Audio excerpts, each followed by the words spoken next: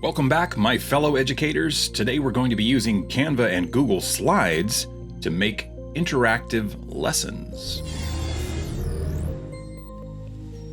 The first thing I like to do once I'm in Canva is to decide what I'm going to make. In this case, I think an education presentation is going to do the trick. Going over to templates and education presentation, I want to find the one I'm looking for. I think I'm going to make all of the ones today from this particular template. I think it's set up really cool. And now I want to upload media.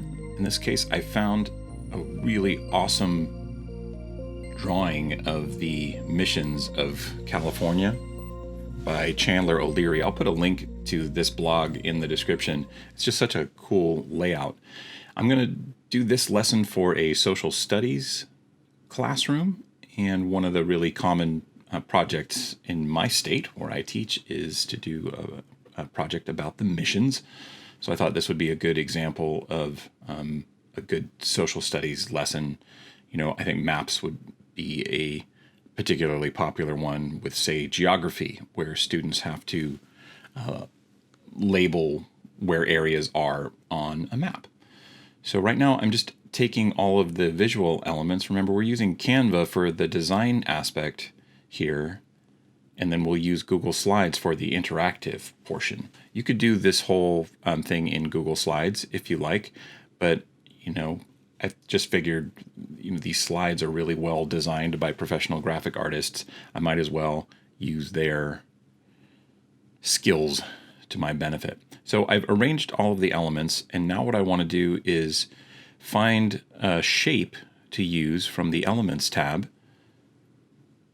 This one looks pretty good because I need to cover up the labels and also give students an indication of where they're going to be, dragging the name of each mission.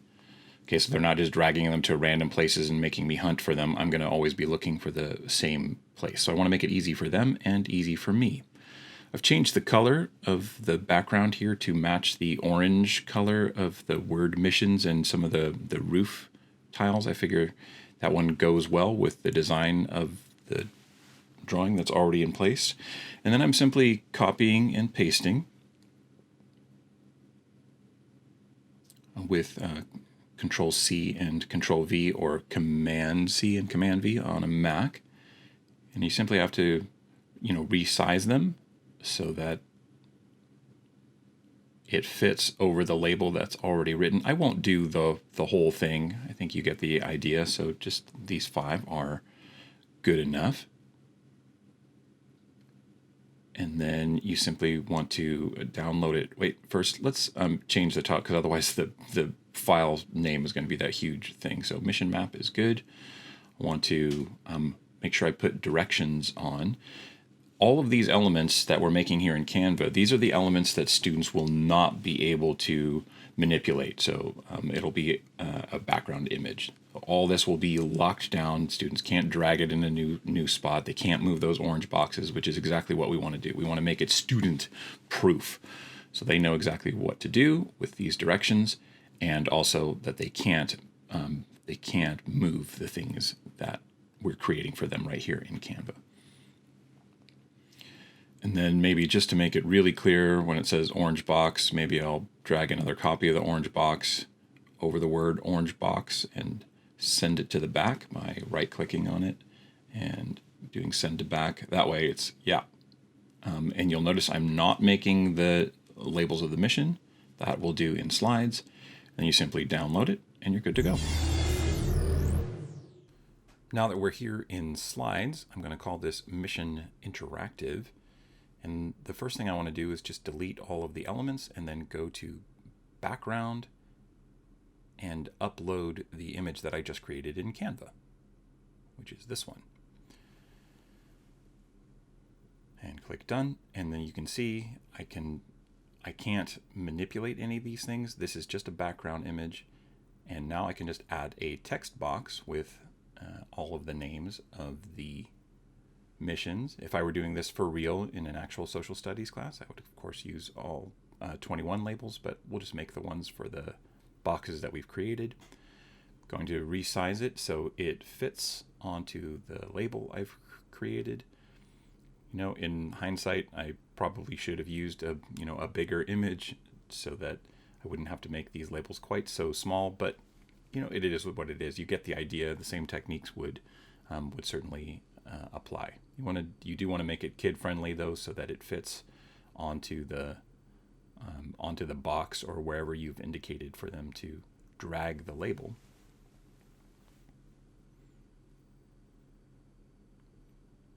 And then it's really just a matter of rinsing and repeating. As you can see, it does take a while to do this particular step, but I think it's worth it in the long run for a consistent look, so that your students know exactly where to put things.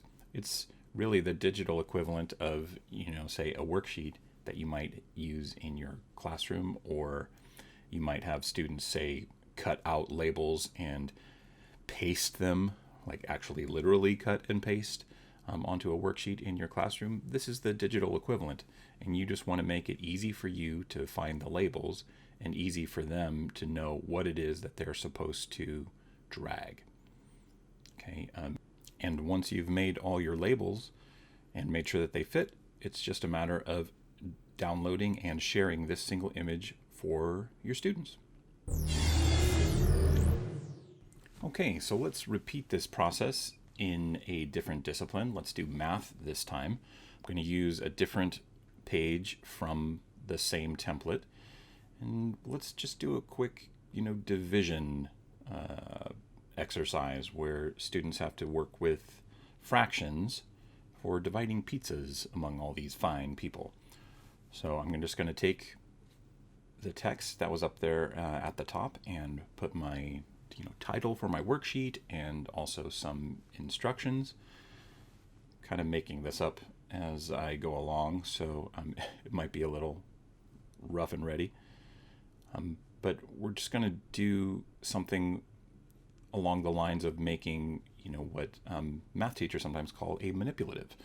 So let's take an element over here and make a place for where the whole pizza is going to go. I imagine I'm just going to put a bunch of slices on this pizza, and then they have to divide it by whatever the fraction is to give to each person. So once you have the image that you want, then it's simply a matter of Control C, Control V, copying and pasting. And we're going to have, let's do 2 people in each case. Let's have a nice contrasting image. Remember that you can flip horizontally and vertically. So we're going to need to get this down to 6 people. Who do we want in this image? Let's get this guy and this other person over here, and then these 2. All right, so those are our people.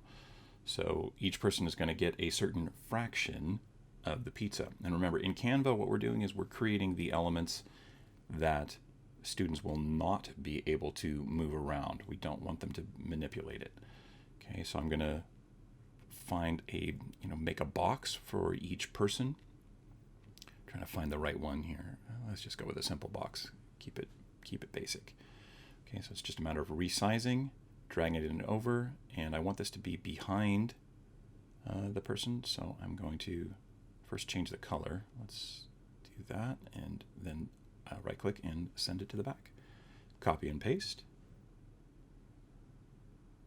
So this will be the part where we'll have students drag actual pizza slices to this box. This is how much this person is getting, which means that we need some kind of text to indicate the fraction. So let's do 1/4.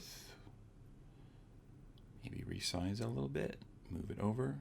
Okay, so you're gonna have to drag 1/4 of the pizza here, and then we can just copy and paste that same text box. And one more time. Okay, so we want to not have the same one, give them a chance to stretch their brains. So let's do 2/3. Okay, and then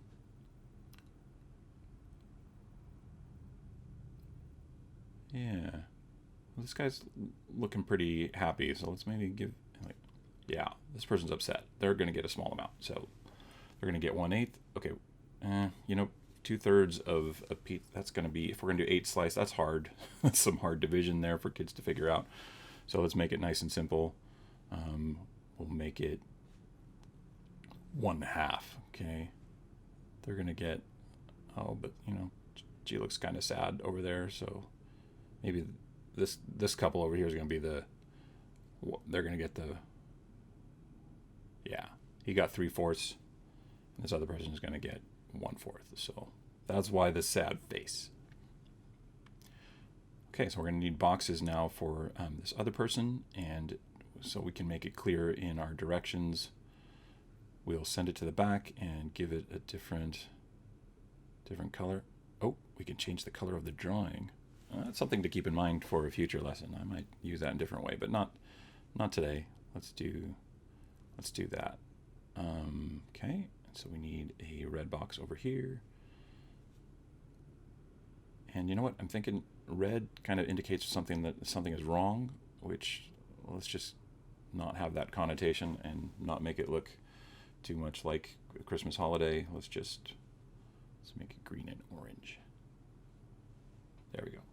Okay, so we need to, we're going to do different directions here, or additional directions. They're going to drag slices to the green box, and then let's give them a bunch of fractions for them to drag to the orange box to indicate what's left, so that they can show that they really, really understand how both sides add up to a whole. That seems like a good math lesson. Keep in mind that when I do professional development like this, I'm teaching elementary school, middle school, and high school, so and all different departments. So that's why I'm just trying to kind of maneuver things around here a little bit. That's why I'm trying to teach these lessons in terms of a wide applicability. This feels like, I don't know, when are fractions taught in elementary school? 3rd grade, 4th grade? I don't even remember. It's been a long time for me. But certainly might get reinforced in middle school and in some cases in high school as well. So figure this is a good lesson. All right, so we've got our new instructions and we're ready to download.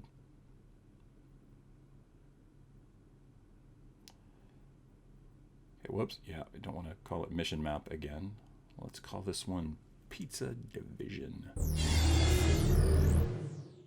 Now back in slides, we can take that downloaded image, make it as a background, upload it, and boom, it's there. Students can't manipulate this part. So the first thing we have to do is add those fractions that we talked about. This is the part that they will be able to drag to the orange box. Okay, so let's just give them a good selection, more answers than they would possibly need. Change the font to something that matches, or, well, we want it to have maybe a distinctive look so they don't confuse it with the labels. Okay, so let's give ourselves enough selections for the correct answers. Let's also maybe give it a background color to indicate that, hey, yeah, drag these orange boxes over to the orange empty spot for each person. And then copy and paste. Make a whole selection. And then once you have 3, you can move them as a group and copy and paste as a group to let's make maybe 9 total. So they have the 3 they need and then 6 additional ones. So they really got to use their brains to make this work. Okay, so let's get we need all the correct answers.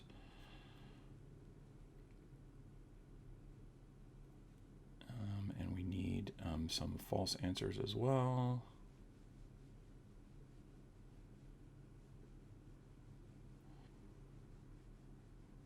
Yeah, we could throw this off so that they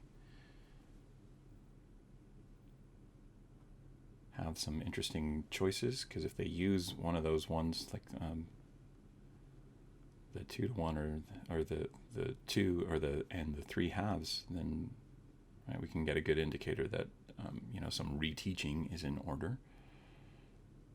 And I'm thinking maybe the orange on the orange might not be so great. So let's change these over to gray.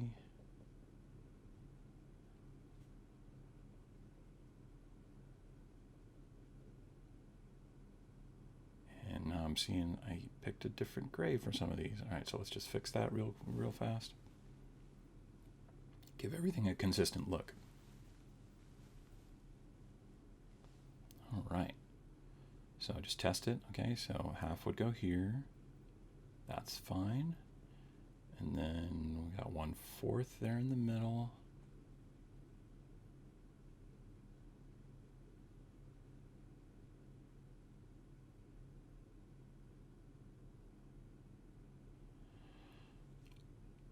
Okay, so now we need a shape for the pizza slices themselves. So as you can see, I did insert, and then found the shape, the pie. The cool thing about this pie image is that once you put it in place, it is a little finicky to get it right. You can then drag the little orange diamond. I don't know, what's a good pizza color? You can drag the orange diamond into the slice. I want them to be individual slices. We're going to do 8 in total on this particular pizza. And then you can just copy and paste and then drag it over. And I'm just going to make these a slightly different color. This is a weird pizza, where we ordered 8 different kinds of toppings. We had a very finicky family. Just so that it's a clear indication of where all the slices are.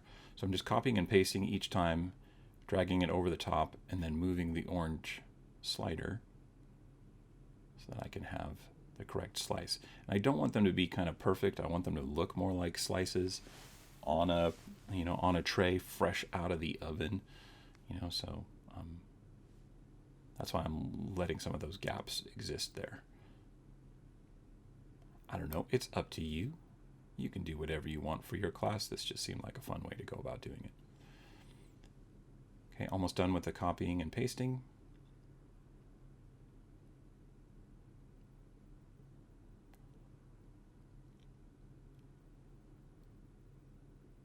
There we go. Last one in place. And then once you have, one, you can copy and paste it over to the other trays. Copy paste and copy paste. Boom. Okay, so now we have all of the different pizza slices that they can maneuver, and you can kind of just test it out. Yep, this guy is going to get 4 slices. It all fits. And then 1/2. Okay, and then test over here. You get 1/8. And let's see. Oh, I didn't give myself a correct answer. Where are they? Let's change this one. Okay, this is a good lesson here. You always test it out. Be your student. Test out your worksheets to make sure you've given them everything that they need in order to complete it. So he's going to get 3/4. He's going to get a lot of pizza. No wonder this person is sad. That's ridiculous. There you go. That's a complete worksheet.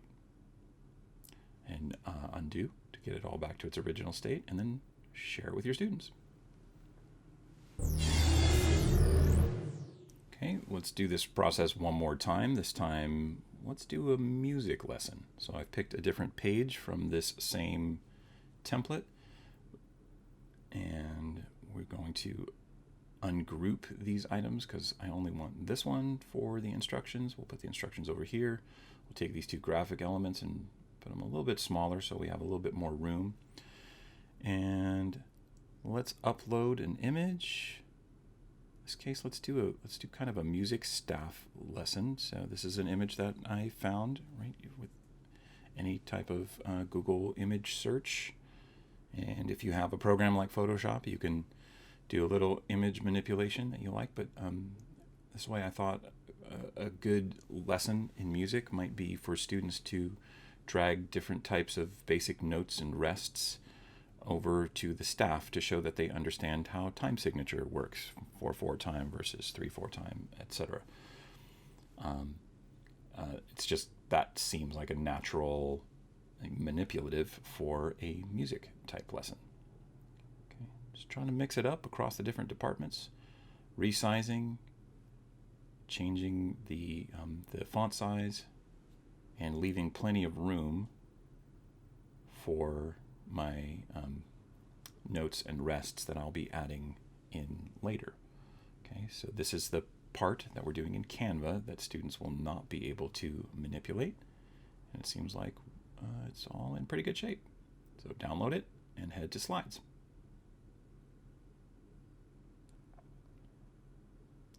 Yeah, make sure you name it before you download it. All right, and we're back in Slides. Same process. Blank template, renamed, deleting all of the elements, going to background, picking the background image that we just created, test it to make sure that students can't manipulate it, and then I found a bunch of basic notes and rests. Make sure that they're on a transparent background so that that's when students drag them over to the staff, they can, there won't be like a white box around it so that the staff shows through. And then it's just a matter of arranging the notes how you want them. And take the rests as well. I'm not really going for a whole lot of fancy notes. This might be, say, a beginning music class in elementary school, or for people who are just starting out learning how to read music, and we'll give them the opportunity to show that they understand how to use the quarter notes and half notes that are that have the stem. Is it called the stem? The stem on either side. And then you want to make sure that they can complete the exercise, so you give them enough copies. So in this case, all I'm doing is I'm doing Control-C and Control-V. I'm copying, pasting, and then dragging them right back over their original location. And what that does is students can, drag one and there'll still be a few others left. But you don't want them to be able to do this exercise only with quarter notes, because that wouldn't really show their full understanding. So give them some, but eventually they have to use everything of these choices. So I'm just doing this a little bit haphazardly right now. You would be a little bit more careful to make sure that they have just enough to complete the lesson that you intended, while also making use of every single item, just so that you know that they know what each one is and how it works. And sometimes, especially with these little images, Google Slides can be a little finicky in terms of its manipulation, so you just got to be patient or make things a little bit bigger. The younger your student, the more you will probably need to make things bigger for them, because they don't have yet that small motor skills. And then just test it out, make sure it works, everything fits, and share it with your students. Thanks for stopping by today to take a look at how we can use Canva and Slides together to make interactive lessons for our students.